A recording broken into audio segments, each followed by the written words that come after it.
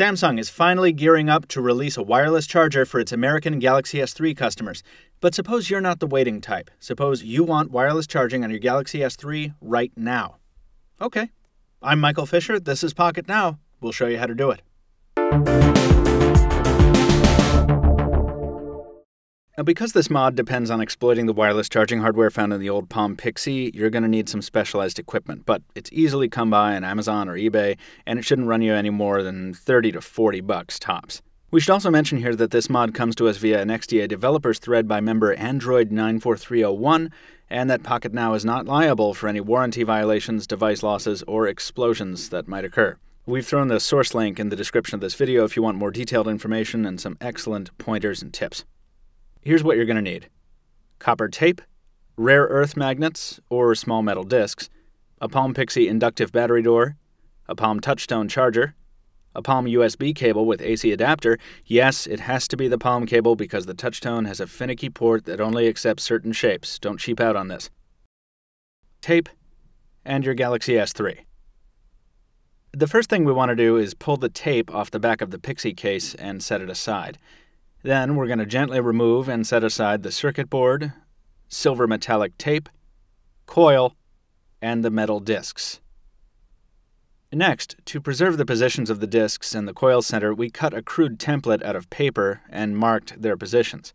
You can do this more precisely with a drill and some shears if you prefer, but we want our wireless charging now, so we're already cutting corners. This probably won't come back to bite us in the butt, right? Next, we pull the battery cover off our Galaxy S3 and insert the Pixie's charging coil upside down in this orientation. We secure the circuit board to the battery cover with some tape. You can use hot glue or super glue later on, once you've decided on positioning. And then we fold the connector ribbon back on itself, like so we have access to the contacts. Next, we'll drop our paper template over the coil to give us position information for our magnets.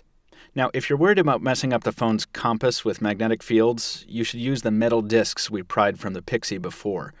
We're using magnets in this example, so we'll be sure to check the polarity to make sure we're putting them down in an attractive, not a repulsive, attitude.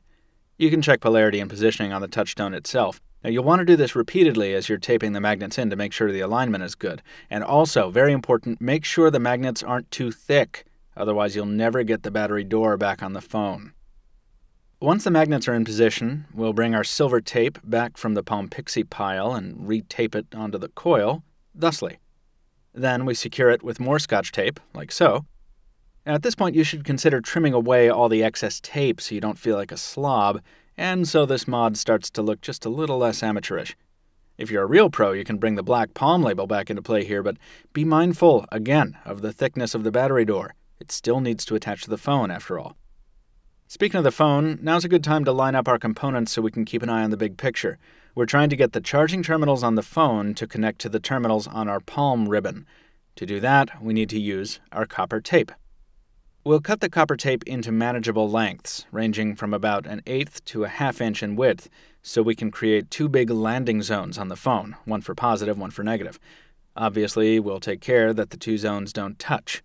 To get a good contact on the phone's connectors, we'll use a blunt object to tamp the tape firmly down on them.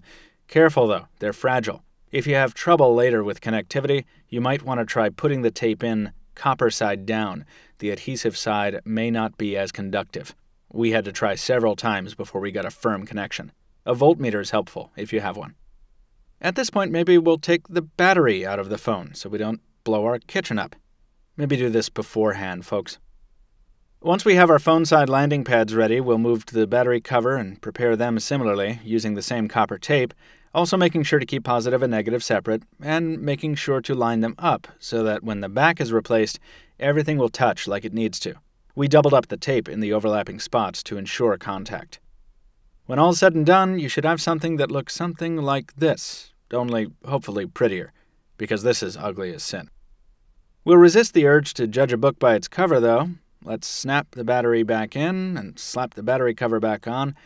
You will notice an unsightly bulge on ours, and that's due to those thick magnets we used. If you go with the metal discs from the Pixie instead of thicker magnets, that shouldn't be an issue. While the phone is powering up, we'll plug in our touchstone and say a quick prayer before dropping our Galaxy S3 on the touchstone for its first wireless charging experience. Yes!